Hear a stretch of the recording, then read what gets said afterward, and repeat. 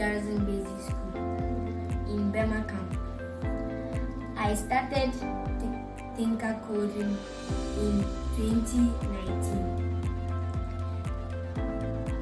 These are some of the courses I have learned: Scratch, MIT, Arduino, electronics, 3D design, and the current one I'm on now is artificial intelligence.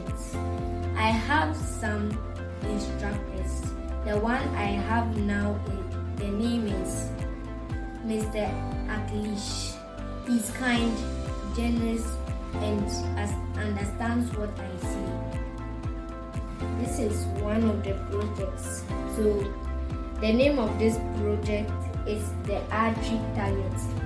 So what Archery Target means is, it is where archeries, they use it for practice. Here's my coding site. Here's the block site.